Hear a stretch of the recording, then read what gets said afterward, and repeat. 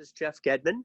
I'm with the American Interest now 18 months exactly, a privilege and pleasure. And my job is to welcome you and introduce the program. So it's good morning, good afternoon, good evening, because we have people from both coasts in the United States and abroad with us today.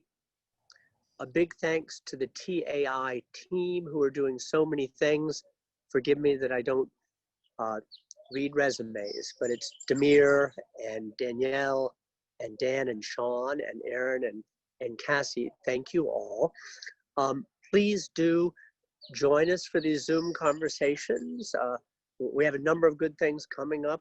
I won't read them all to you right now. And please read us in print and online.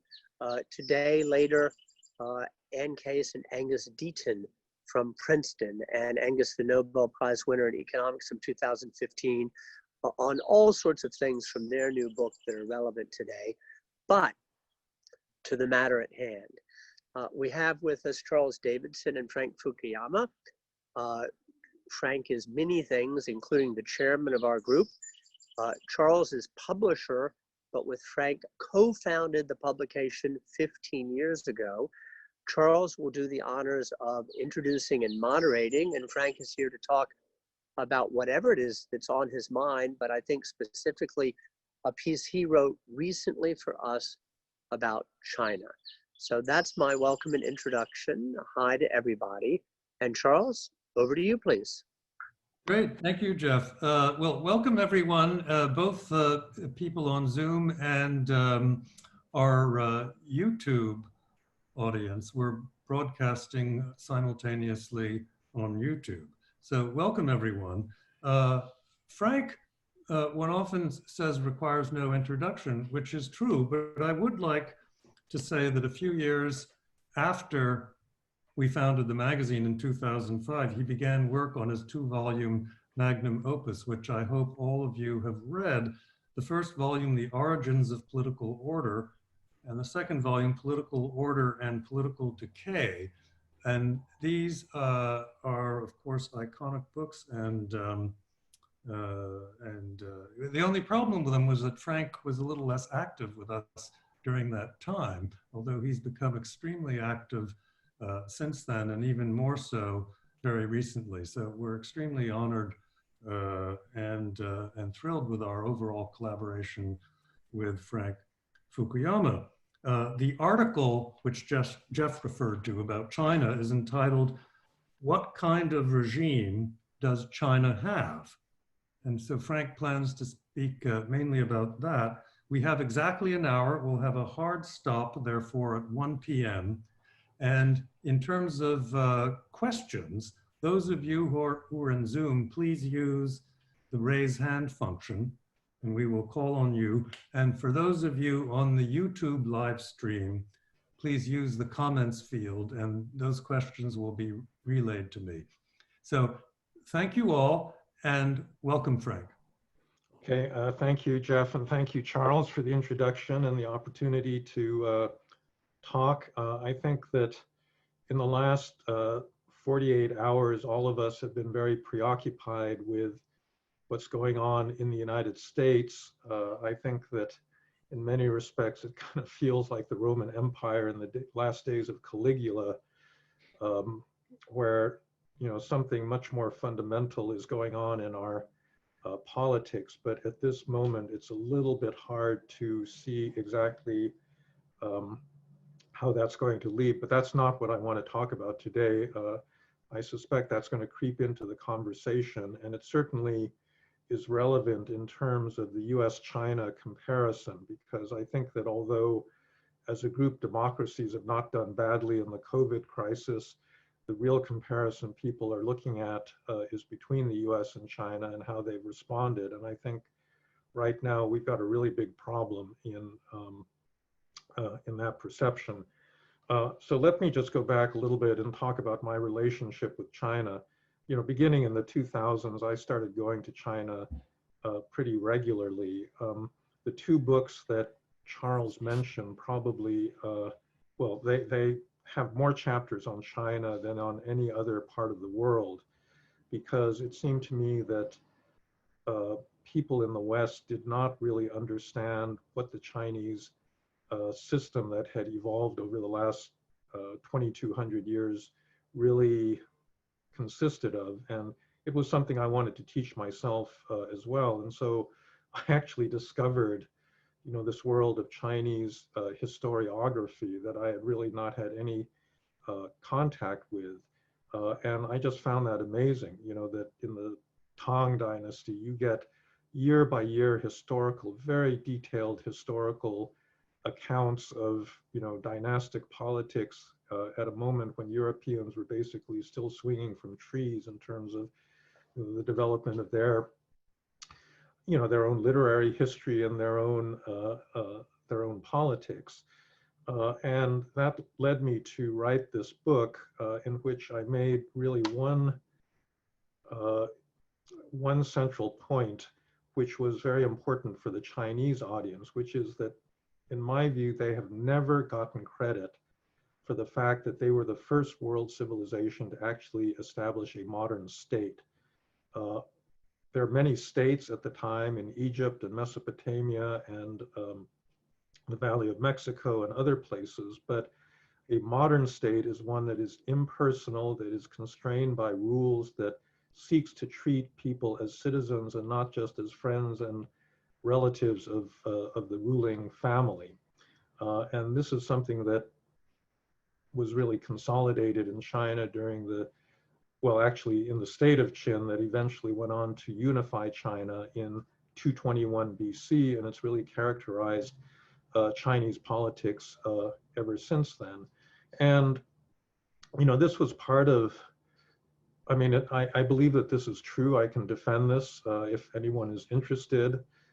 This is something that happened roughly 1,800 years prior to the rise of a modern state anywhere in Europe or anywhere in the West. And it was a real achievement for Chinese government. And it was also part of a rhetorical strategy with regard to China, because I don't believe that people in the West, understand China, or, in a certain way have been sufficiently respectful towards a lot of the political achievements that China has seen in its history. And part of that was, an effort to let people understand that both here and there. And I have to say, I was extremely gratified, because these political order books became bestsellers in China. I think I probably sold 500,000 copies in China, and virtually every educated Chinese person I run into, has read them, including this Mr. Fu that was photographed reading volume 1 when he was in his hospital bed, in the early stages of the Wuhan epidemic. And obviously the Chinese censored a lot of parts of the book, especially the parts in volume 2 that, talked about the Xi Jinping regime and contemporary China. That's something that I think was just unavoidable, although one of my students actually published a list of all of the deletions from the books that the Chinese censors had taken out. So on the internet, you can actually, if you're a Chinese reader, you can actually see what the censors regarded as sensitive. But it was part of a broader project to encourage the Chinese, so I was in this very weird situation where I was actually trying to teach Chinese people themselves their own history, because so much of this had been suppressed in the Mao period. And I just felt that it was a really glorious historical tradition, and it was one of the great tragedies of the 20th century that intellectually that kind of study had been suppressed. And so in the early part of the second decade of the 20th century, when I was traveling to China, I met with a lot of academic groups. And one of the things I wanted to encourage was that Chinese intellectuals themselves should begin to recover, this study of dynastic China and, do, serious historical research to recover that tradition. Because frankly, in the 20th century, most of the powerful historians of China were in the West or in Japan or in other places other than China. And I think that was a terrible loss. And so anyhow, that was part of the background. And then I think partly as a result of what I had written, I had these very interesting experiences. Like I got an invitation essentially to come to China to talk to Wang Qishan. So if you know the history of the anti-corruption campaign under Xi Jinping, Wang Qishan was the head of the Central Commission for Disciplinary Inspection, which was the it was a body that was specially created to manage the anti-corruption campaign. And so Wang Qishan was really the most feared official in China for a number of years. He's now been demoted to a vice presidency, but he was really the second most powerful person in China. And it was a very interesting experience because I spoke to him I was there with Masahiko Aoki, a very prominent Stanford economist that also specialized in China. And we were in the room with him for about an hour. I only got to ask one question. And he spent the rest of the time lecturing me about why they needed the anti-corruption campaign and why the Chinese Communist Party was critical to the survival of China. But again, every educated Chinese person I subsequently ran into had read the transcript. So the transcript of that conversation was published in the Chinese internet. It was up for a few days and then it was taken down, but that was a sufficient amount of time to allow everybody to actually read it. And then there was another 2 years of endless speculation about why he had held this meeting with me. I think that the answer is probably something like this, that he was known to be one of the more open, more liberal members of the standing committee of the Politburo.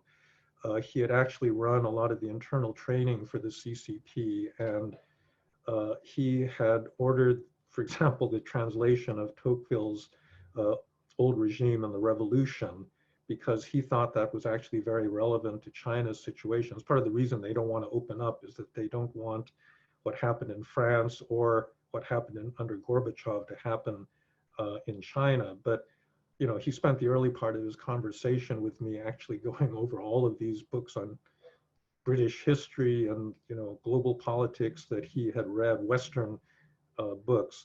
But he also, given his position, couldn't do anything other than defend the policies of the regime. And this, I think, kind of reflects some of the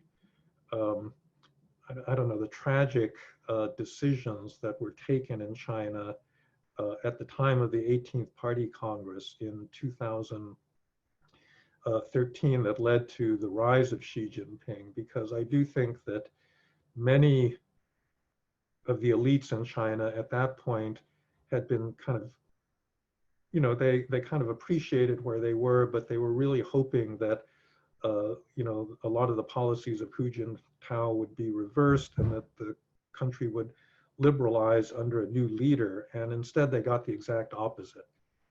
They got a guy that basically wanted to revive Maoism, down to a lot of the symbolic, things like songs from the Mao era, from the Cultural Revolution, and who then proceeded to create a cult of personality around himself. And so I think many Chinese, certainly Chinese intellectuals, were bitterly disappointed with what has now unfolded over the last, whatever it is, 8 years since that time. The country has gone in exactly the opposite direction.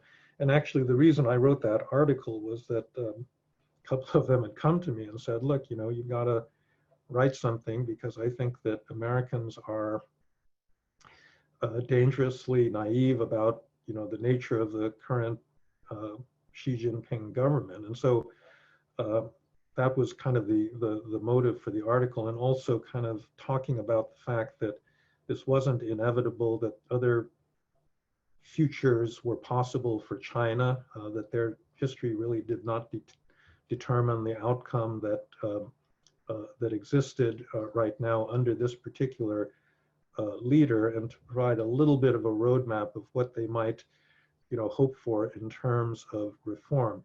Now, the contextual issue, there's actually a very good article on how Trump is the perfect contextless person, or the Trump supporters are the perfect contextless people that appeared in the Bulwark yesterday. So context is basically all of these facts that are related to what you're talking about, but are not the subject of what you're talking about, and things that happened, previously and will happen or are happening as noise on the outside.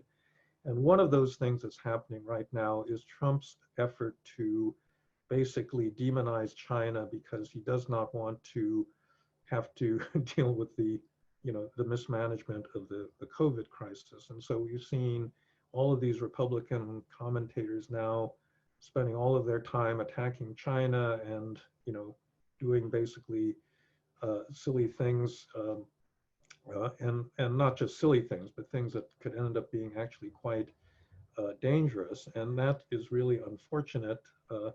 And it's kind of shifted our debate a little bit, because a lot of people that would be skeptical of China, who are Democrats or more on the left, because Trump has taken this kind of position, have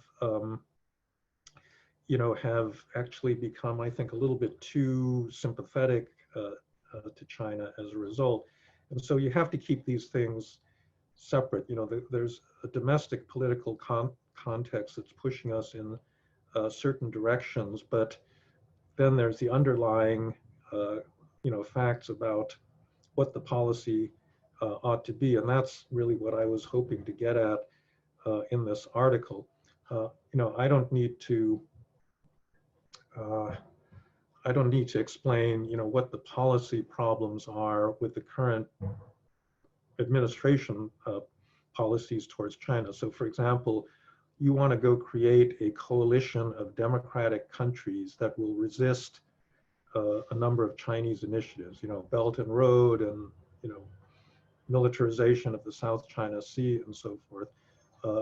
And on trade, where I think there's a legitimate case to be made for a gradual and careful decoupling from China. So if you want to do this, you shouldn't then immediately try to launch a simultaneous trade war against Germany, against your other European allies, against Japan, against South Korea. You actually want to do what the British have just done, which is to try to create this coalition, to resist Huawei's investment in 5G infrastructure. The United States could have done something like this if they had approached this in a, if they took diplomacy seriously. They could have done this, last year and, led an effective coalition. On the other hand, the other thing you'd have to say is that the Trump administration did do one thing that I think a Democratic administration probably wouldn't have done, and is probably a good thing, which is actually to launch the trade war. And it's interesting because this is also something I've heard from a lot of my liberal Chinese friends, that they actually like the trade war because essentially they were saying, there's nothing else that's going to get the attention of the Chinese leadership. And I actually had a prolonged conversation with Larry Summers about this, because, we all know why launching a trade war against your biggest trading partner is really dangerous, right? You don't have to explain the basic political economy of trade wars to me, that it could all blow up in a, really big way, the way trade wars blew up in the 1930s. On the other hand, there, I think now is a fairly strong academic consensus that having let China into the WTO in the early 2000s actually was a mistake, that we should have been much more careful and gradual about that, because the impact on American jobs and supply chains and manufacturing capacity really was very deeply impacted. And politically, a lot of the populist blowback really was the result of this one decision. And I think that up to Trump, there wasn't really a serious willingness to take this trade instrument seriously as a means of getting the attention of the Chinese leadership. And I think that's one of the things that they did that was correct.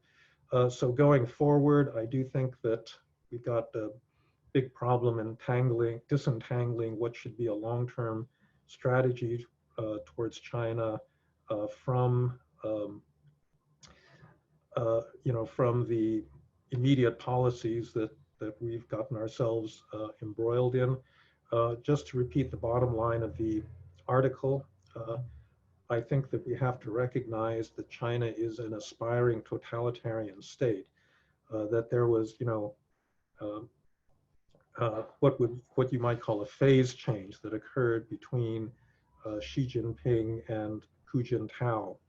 That Hu Jintao, and especially Jiang Zemin, if you go back to the 1990s, basically was running a kind of ordinary authoritarian regime, albeit one that was actually much more institutionalized than any other authoritarian regime in the world. And that was actually one of the things that I admired about China, that, yeah, it's a one-party dictatorship, but they have a mandatory retirement rules that says every party cadre has to leave office at age 67. They had a 10-year set of term limits for both the party general secretary and for the country's president. And they went through 2 complete 10-year cycles of bringing in a completely new leadership. And that's something that if your typical African president, observed, the African politics would be a lot better than it is, today, or Arab politics or politics of any other places. But that phase shift has done away with all of that. And we're now dealing with a regime that is different in type because it is an aspiring totalitarian regime. No totalitarian regime in the past has ever managed to be fully totalitarian. And one of the things we discovered about the former Soviet Union by the time you got to Brezhnev was that there was a lot of, there were a lot of things that were going undetected underneath the surface, where the regime was really not in control of what was happening in Soviet society. And I think that's still the case in China. There is still a degree of freedom there that does not exist in North Korea, but the aspiration is there. I think the geopolitical ambition is there, and they've been pretty successful in maintaining political control over, a very, very large and very powerful society. And so we need to kind of keep that in mind as we deal with them. I think actually the political landscape here has changed. So a lot of Democrats, Chuck Schumer has always been very anti-China. Nancy Pelosi has said some really pretty ferocious things. And so I don't think you're going to get at that level political disagreement. Where I've seen the most resistance to this line is actually among colleagues who are scholars of China, because I do think that a lot of them have, they have both a kind of career self-interest, but also this hope that, Xi Jinping just represents a kind of temporary aberration where, conditions in China are a lot worse than they were, 10 years ago for them as scholars.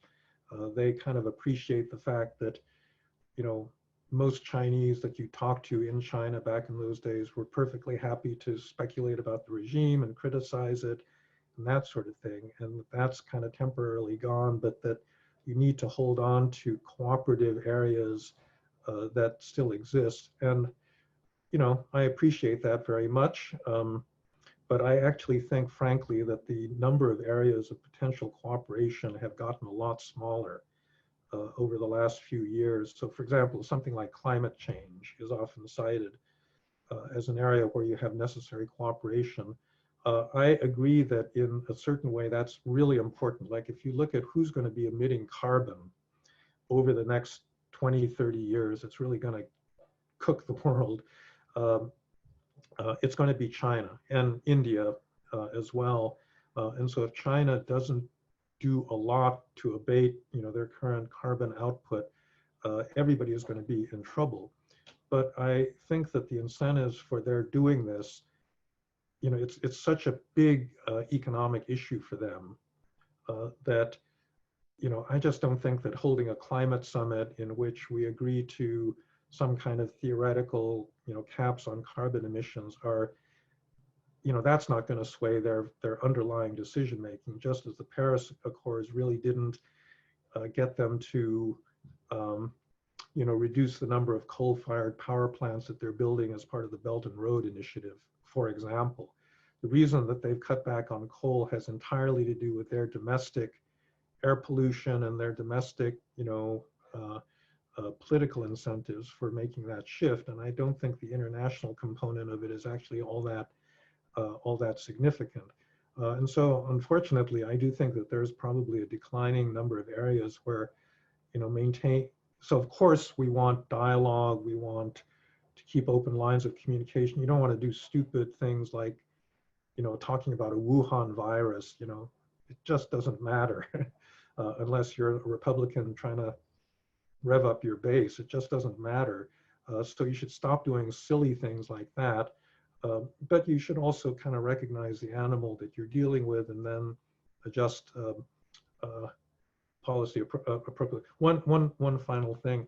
So we've been going out to US Indo-PACCOM in Honolulu regularly over the last few years. And the last time I went was maybe about this time last year. And it's actually very interesting what's gone on. This is not something that they will tell you even in a closed briefing, but the military balance in the first island chain. So this is basically Taiwan and, going down through, now what they call their territory in the 9-dash line has shifted enormously over the last 3 or 4 years. When I went the last time, which was 3 years prior to that last visit, most of the military people were saying, these islands don't matter. If we want to get them off of those islands, we can do that, with a flick of the wrist. And they don't say that anymore because that balance has shifted, I think, in ways that we don't appreciate. And that means one of two things, that either you're going to have to seriously look at the defense budget again if you want to be able to keep some of these alliance commitments, or you're going to have to scale back those commitments. And frankly, I just don't see a stomach right now for a big increase in defense spending. And I think that means that you are actually going to have a pretty serious, conversation about alternative strategies for maintaining some of those overseas commitments. All right, so with that, let me just stop because I assume there's going to be a lot of issues raised by this. So, wonderful, Frank. Well, thank you, Frank. We have a first question from our esteemed colleague and friend and contributing editor to the American Interest, Michael Mandelbaum. Thank you, Charles. Can you all hear me? Yes. And thank you, Frank. Good article. 2 questions. First, I take it that the goal of American policy, assuming that we could formulate one and get ourselves together to carry it out, which, as you note, is a very big question. But the goal would be to persuade the Chinese elite by imposing some costs that it should go back to the Jiang Zemin, Hu Jintao mode of governance and foreign policy. We're not going to generate an uprising from below, so we need some elite course correction. But I wonder about that. It sometimes has seemed to me that what the collapse of the Soviet Union shows is that Brezhnev understood the system better than Gorbachev, and he understood that it wasn't really reformable, and if you give them an inch, they'll take a mile.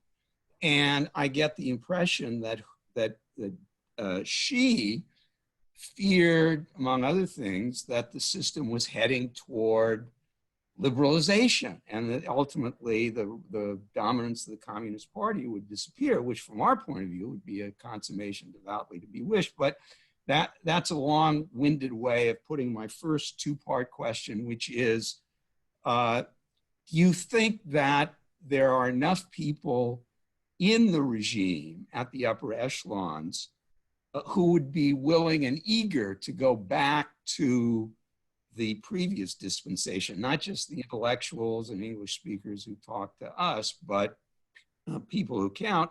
And even if, whether or not there are, do you think that there is a stable middle course there? So that's the first question. Second question has to do with Chinese foreign policy.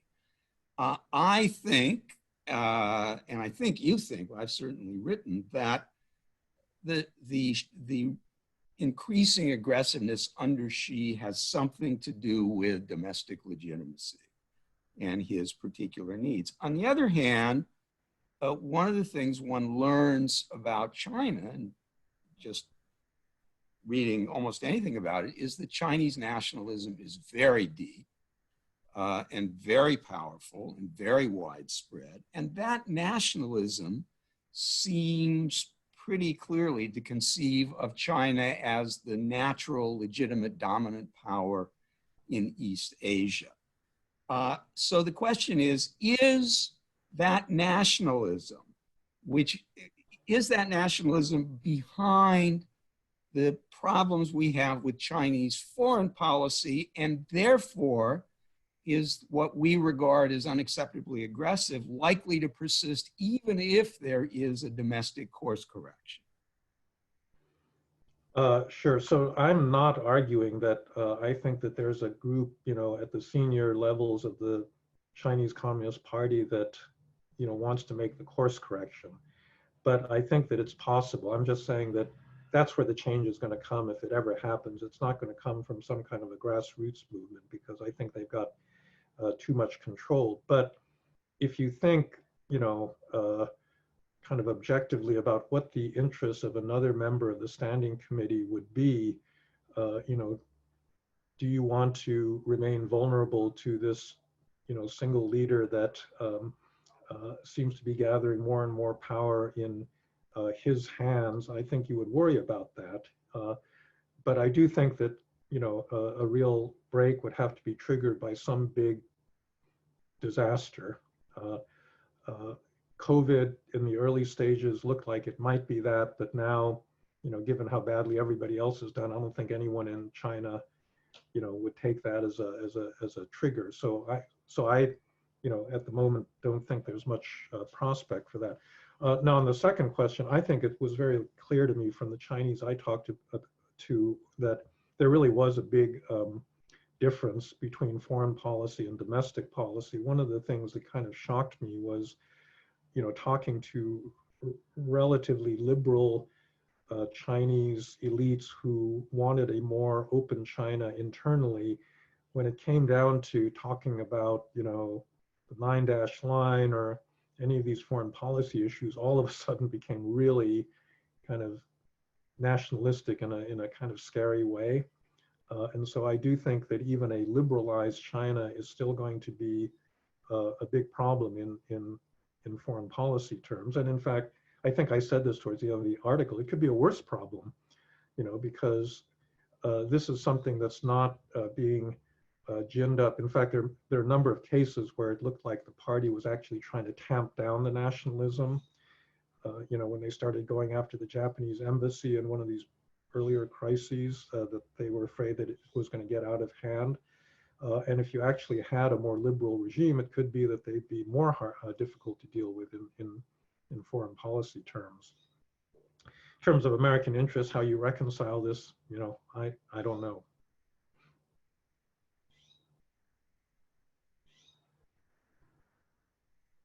Frank, we have another question from another esteemed colleague, friend, and also contributing editor to the American Interest, Martha Bayless. Martha? Can you unmute, Martha? Oh, I can do that, yes. I can always unmute myself. Hello, Frank. Hi, Martha. Hello, other Zoom heads. I guess I'm asking a more modest and domestically oriented question, because this is the area of my preoccupation, but I'm struck by a couple of things about the domestic understanding of China in the United States. There's two areas that stick in my mind a lot. One is the changes in our higher education system and the perceptions of what China has been doing there.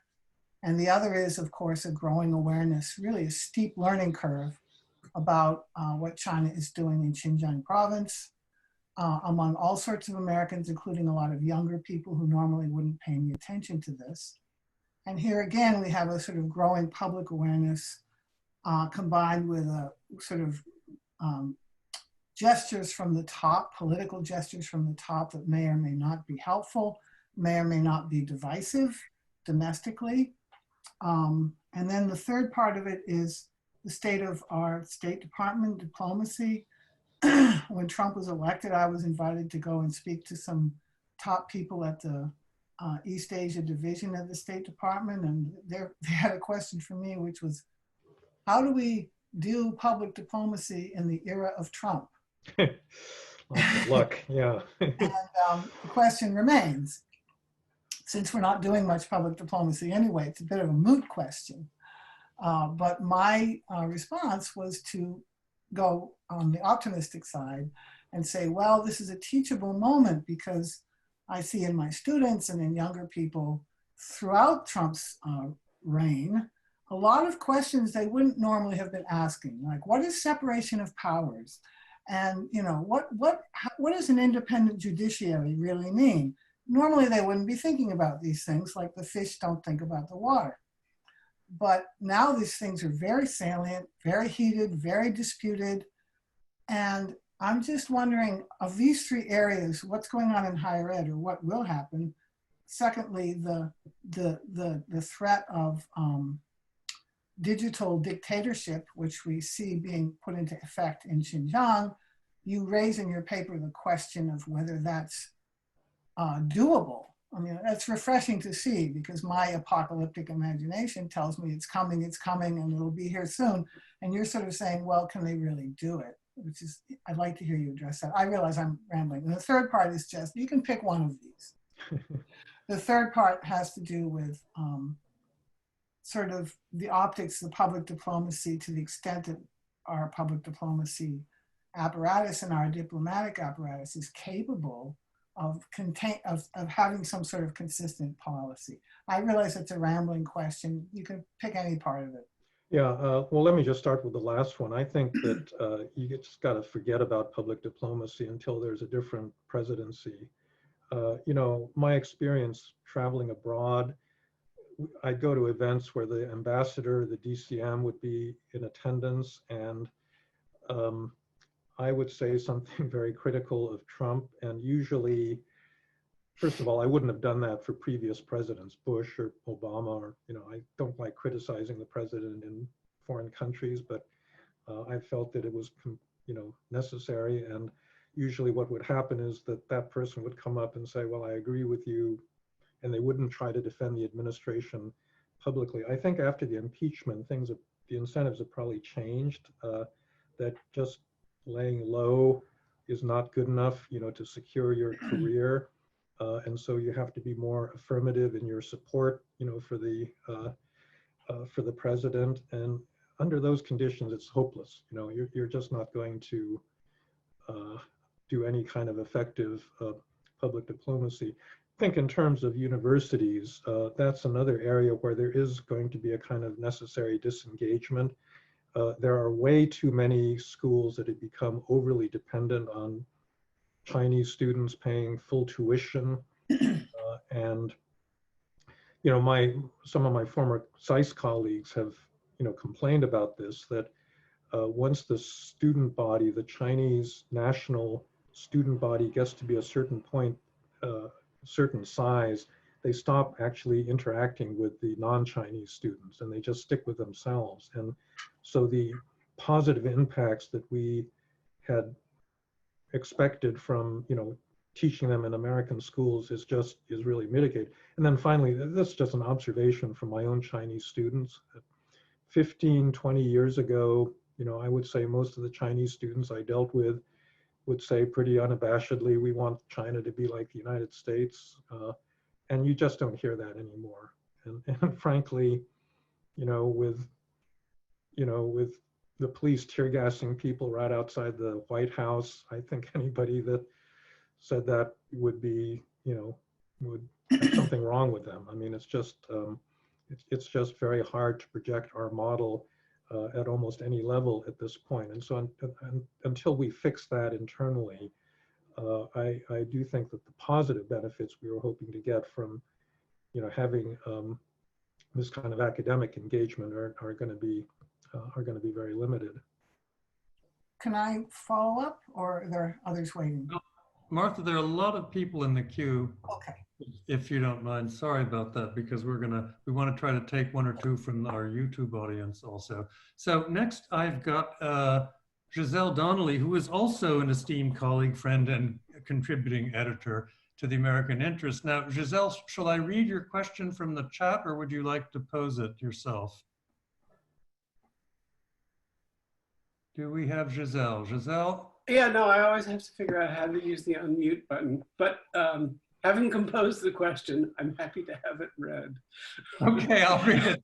All right. So, Frank, here's the question.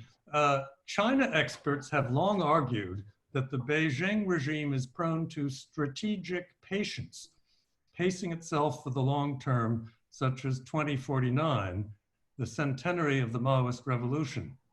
Yet recent evidence suggests that Xi Jinping, at least, is in a hurry, exploiting the financial crisis of 2008 and now the COVID crisis to boost his pretensions to global power.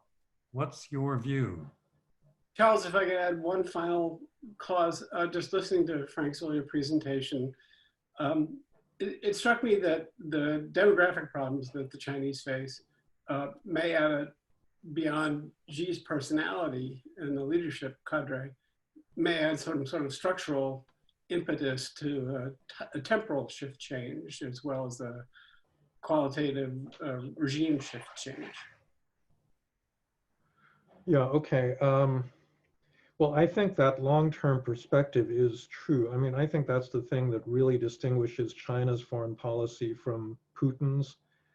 Putin is this unbelievable risk taker. He's done all sorts of things that no Soviet leadership would have dared to do, like put troops actually into Syria or into Venezuela. And the Chinese are, I don't think they're there yet. They're just not, and that's why I think they're much, I said this on the Colbert Show the day that Osama bin Laden was killed, that he asked, well, who's the biggest threat? And I said, I think in the long run, it's going to be China. And part of the reason I believe that is that they are more patient and they are a little bit more risk averse. And so they've not generated the kind of backlash that Russia has generated as a result of the kind of risk-taking behavior that Putin has engaged in. But I just think that this is kind of international relations theories. You get more powerful, you get more options, and then you start doing stuff with that power. And so I think that, it actually surprised me that China didn't try to crack down on the Hong Kong protests way before this crisis started. I didn't quite see what was holding them back. But I think that given the fact that they do want to reassert control over over that territory, they'd sort of be crazy not to take this opportunity. And I'm not sure that this represents an acceleration or a kind of raising of their risk tolerance level, because actually, while everybody's this distracted, it isn't going to be nearly as costly as if they had done it a year ago. But I do think that there are several things on the timeline to watch. So a year ago, January, Xi gave this speech about Taiwan. And he basically said that we want to reincorporate Taiwan within 10 years. How that was related to his personal timeline, I don't know.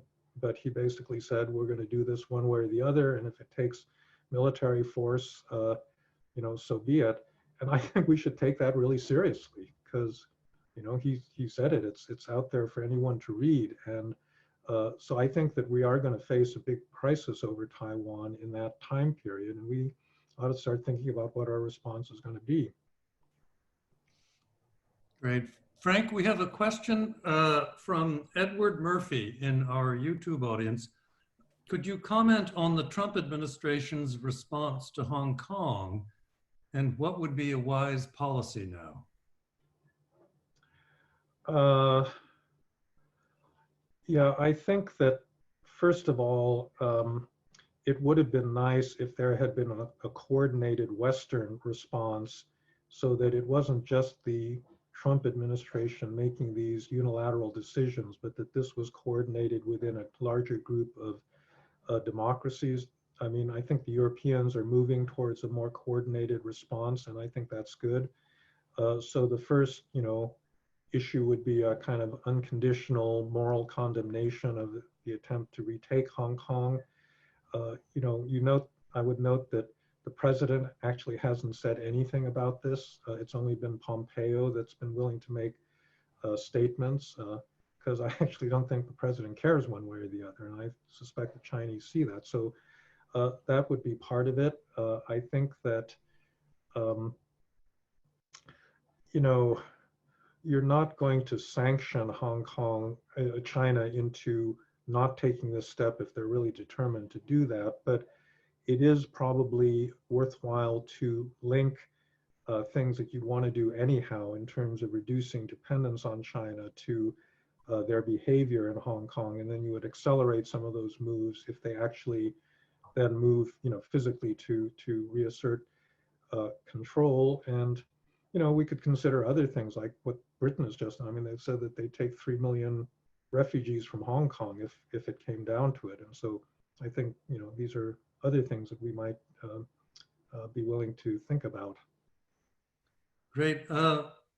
Mr. Murphy, I might refer you also on Hong Kong to a remarkable piece by our contributing editor, Larry Diamond, which we recently published on Hong Kong. And for that matter, Mr. Diamond will be doing an event with us this coming Friday at 5 p.m.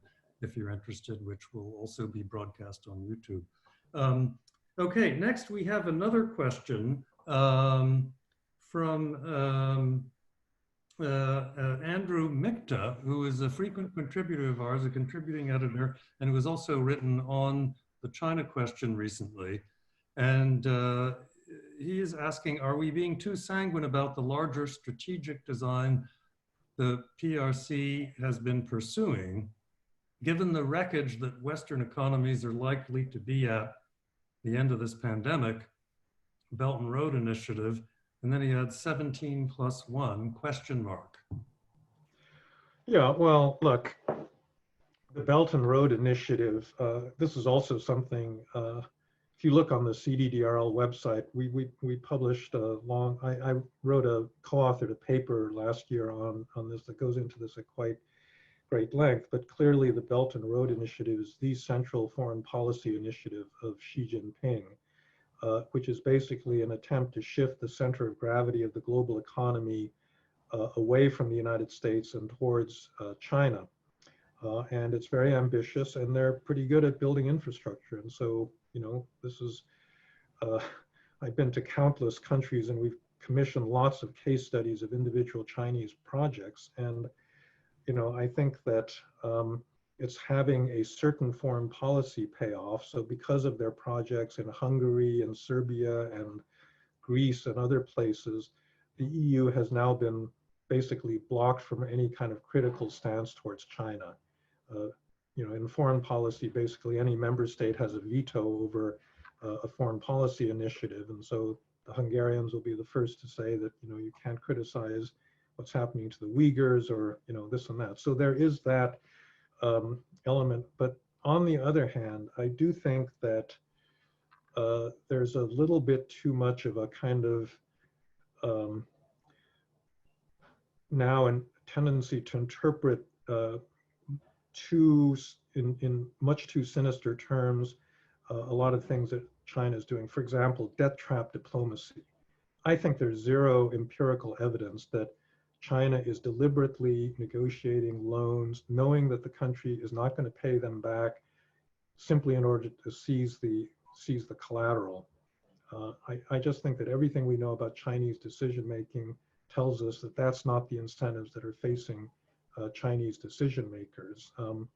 They get into debt traps because some provincial government, needs to keep its construction company employed, and so they go into a kind of risky venture, and then they lose their shirts.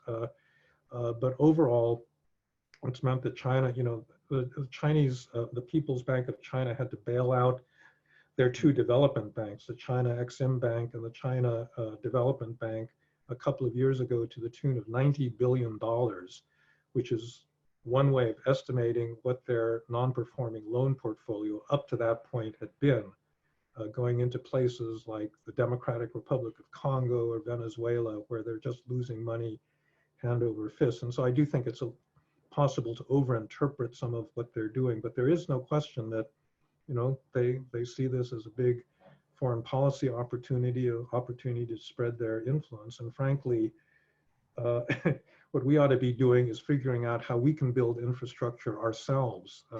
I got a whole, in fact, I wrote about this in The American Interest a couple of years ago.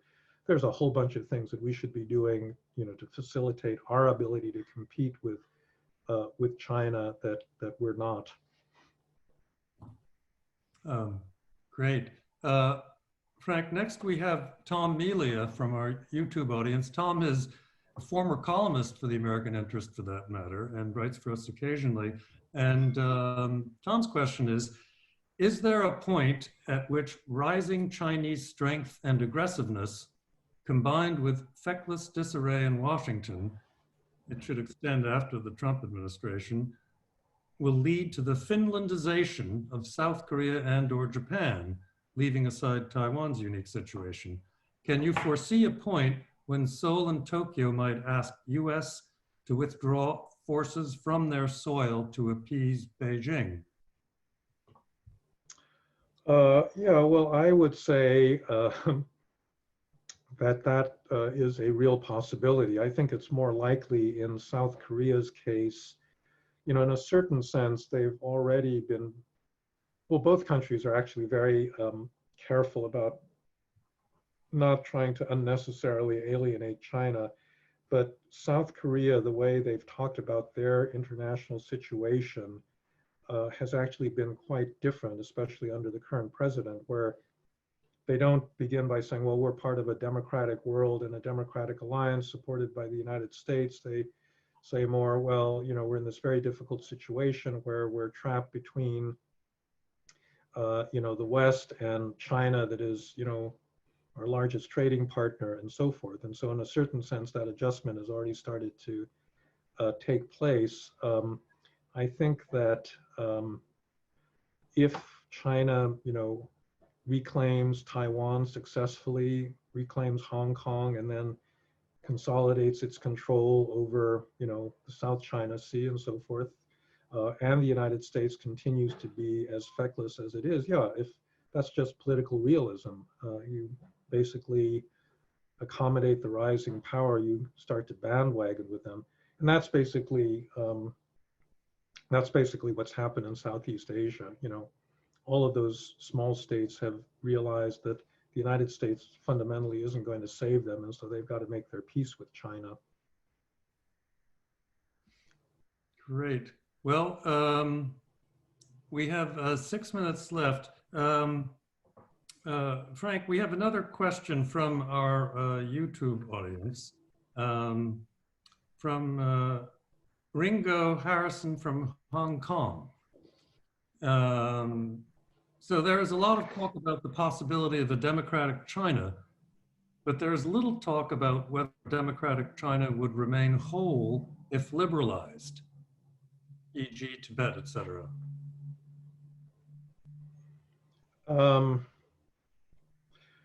Yeah, well, I think as Mike Mandelbaum had pointed out earlier, that is one of the big problems with liberalization. I think that it's something that Gorbachev really did not anticipate, that once, if you begin with liberalization, you're going to unleash a lot of nationalist forces that will then lead to the, you know, falling apart of your country. And that's obviously something that's guiding the Chinese leadership. But I would just point out to you, there's liberalization and there's liberalization, right? Under Hu Jintao or under Jiang Zemin or under Deng Xiaoping, you couldn't advocate for Tibet either. You couldn't promote, anything about Taiwan becoming an independent country. That simply wasn't allowed.